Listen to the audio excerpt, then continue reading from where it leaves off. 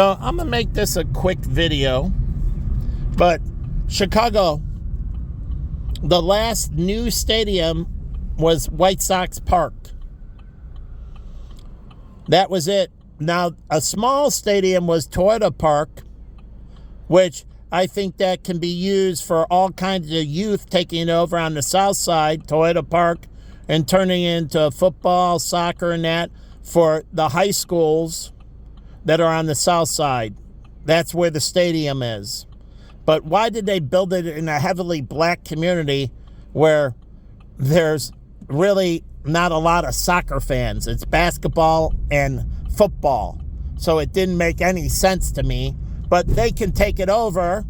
The high schools, the public and Catholic League, truly, the public school district and the Catholic League can buy it together, and they can use it for track and field, football, and many other sports for that community, and move the soccer stadium over here to the 78, where it's closer to the Hispanic community. Truly, like the Hispanic communities is west of the city, and they have a bigger soccer. So, and they have easy access up Roosevelt and that. If you see where the Hispanic community is, it is. I've been down there with Jen and everything. She lived here right by the 78. So we just take Roosevelt straight down. And so it's a great shot up for the big, huge Hispanic population on that side to come up to the stadium right here. When we had FIFA, I watched them all come up Roosevelt for the World Cup that was at Soldier Field.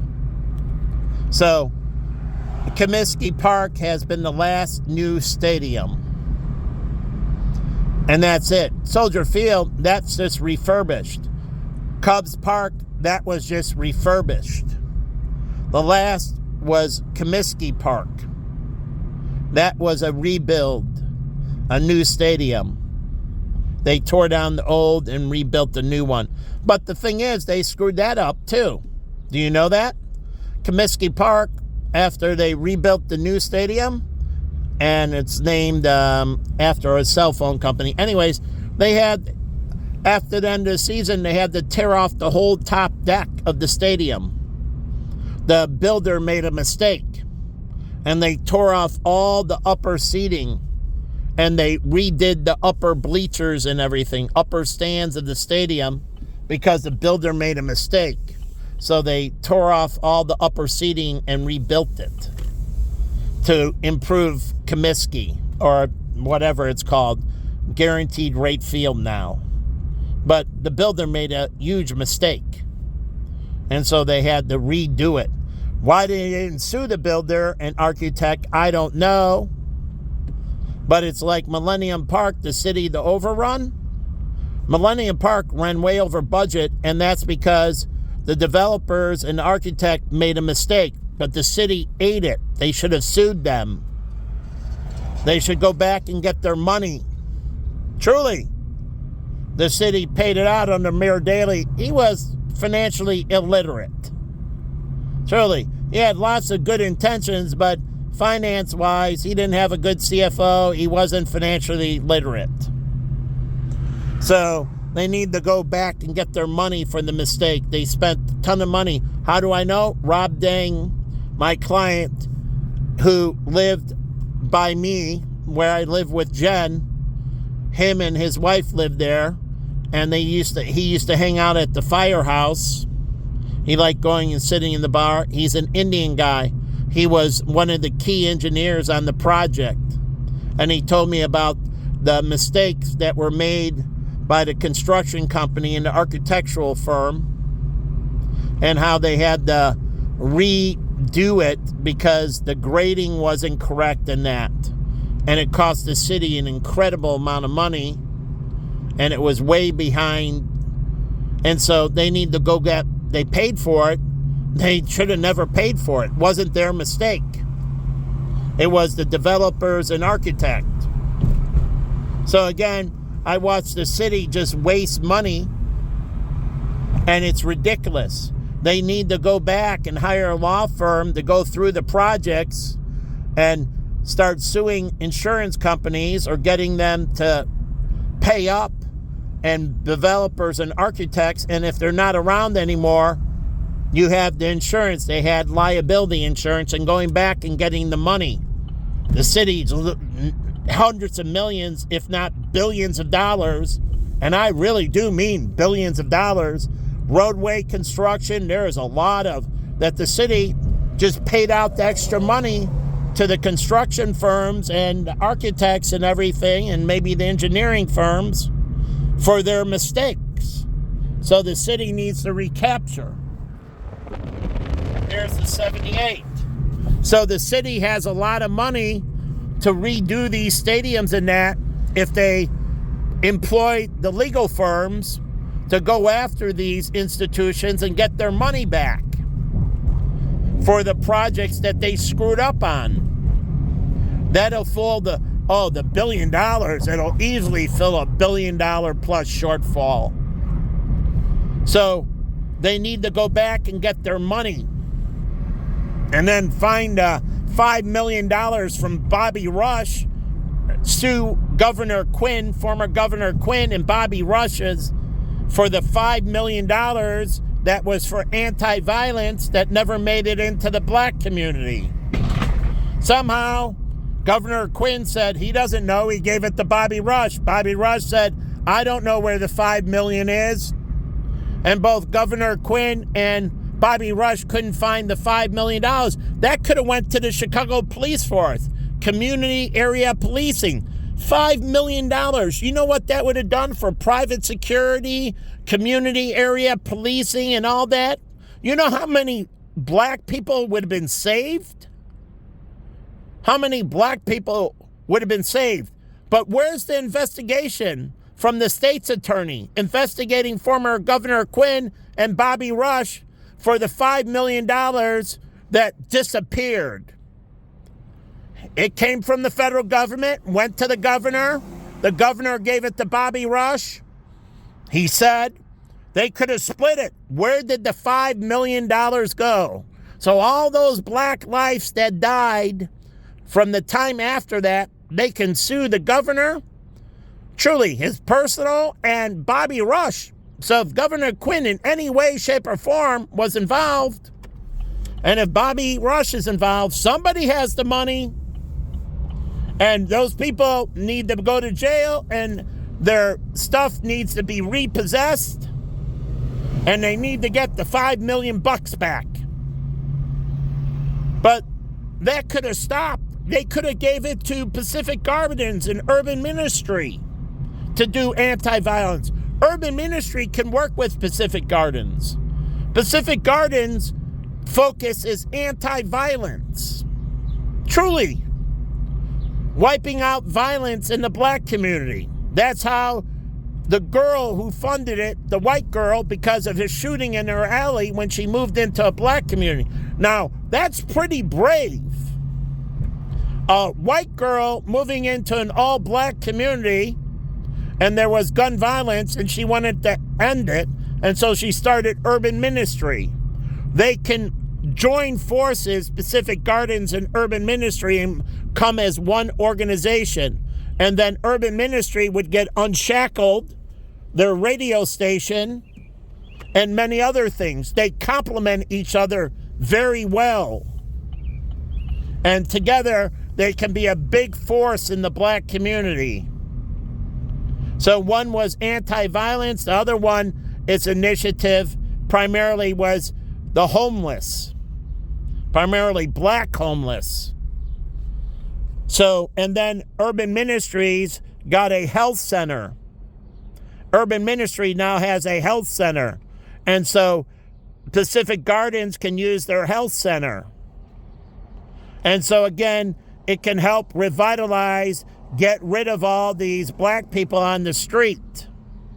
And then they can work with the Catholic Charities, which my one girl, she ran for Catholic Charities, and my former teacher, who was at the University of Chicago, he's an accountant.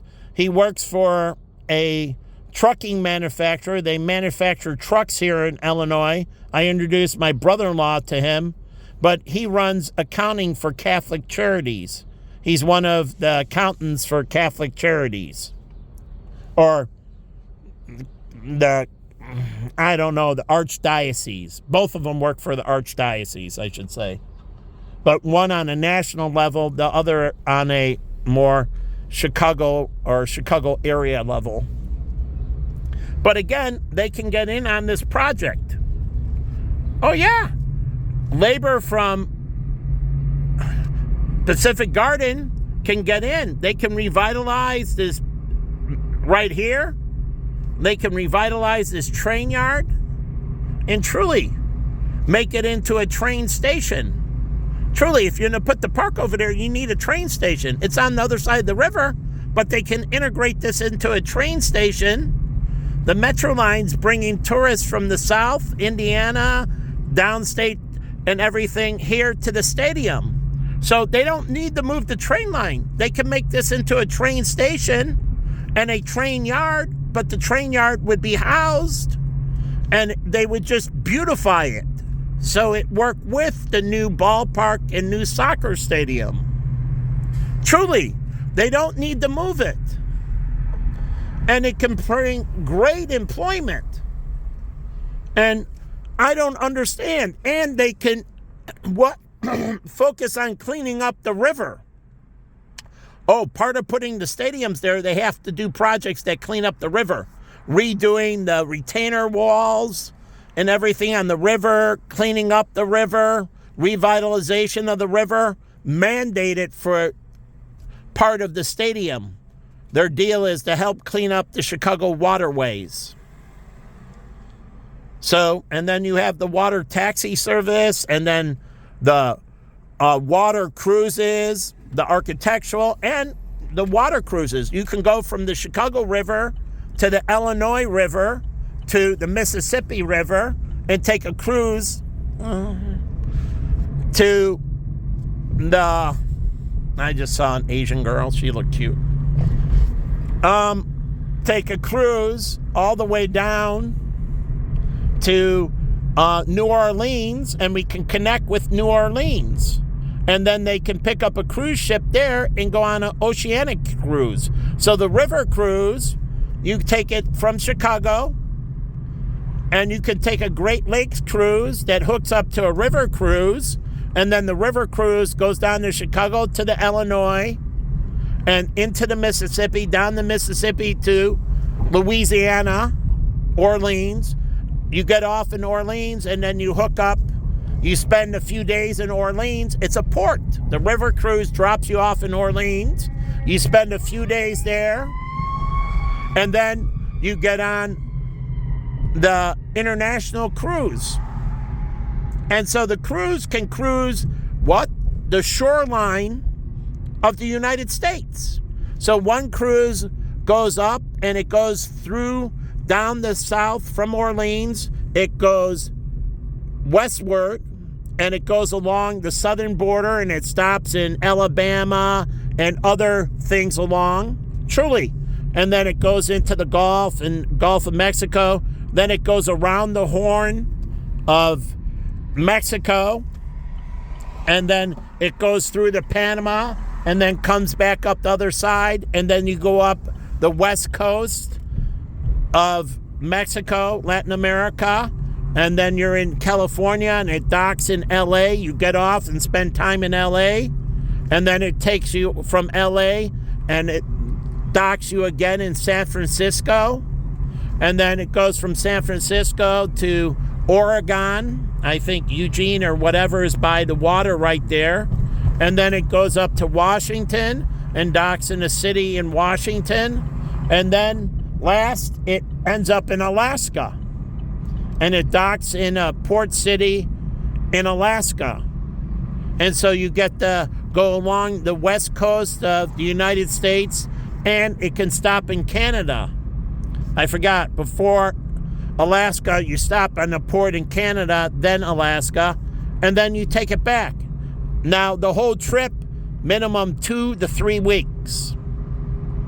So it's more of a 2 to 3 week cruise, and it can be a month cruise. So you do the Great Lakes, then you do the river, and the river leads into the ocean cruise, and then they can have one that goes to the west, and then another one that goes along the southern border, and then goes along the eastern border to Maine and everything, and then ends up in Canada. We don't have an Alaska on that side. Ends up in Canada and then comes back down. So, again, it's a cruise line that cruises the shoreline of the United States. And the river cruises end up in the Midwest in the Mississippi, but you can hook up with the river cruises from the West Coast and the river cruises from the East Coast that go into it, and then you catch the ocean cruise and you take it and you cruise around the border of the United States and Canada and Alaska, which is the United States. So it can be incredibly beautiful. And so people can further see and explore the United States. And then they can have one that goes out in New Orleans, and then they can go up to Florida, then into the Cuba, and then into the Caribbean and back. So you can have these different cruise lines. And so Cuba and the Caribbean are great cruise stops. And so you can set up this incredible adventure. And it works with the Chicago Lake Cruise, the Chicago River Cruises. And then you have this revitalization. And so if you do it right, I mean, it can be incredible. And all we do, and I gave you all on my Facebook, if you're there, I gave you everybody, it's about the revitalization. So it's a no-brainer. And so, like here's some empty land they might be doing something with. And Chicago Police, their pension fund has to invest. So it pays them back. They get a fatter pension. They get better benefits. So the pension fund, the Chicago Police Fund, needs to invest. The county sheriff's pension fund needs to invest. The state police pension fund needs to invest. So believe me, moving to anti-crime, they can invest and diversify, and it hedges. As it gets safer and everything else, they get more money, they get more benefits, and so if they bring all the beauty and they maintain the beauty, the reason their pension funds, the police pension funds and all that have been hurting, because look at Detroit. What happened to the Detroit Police Department?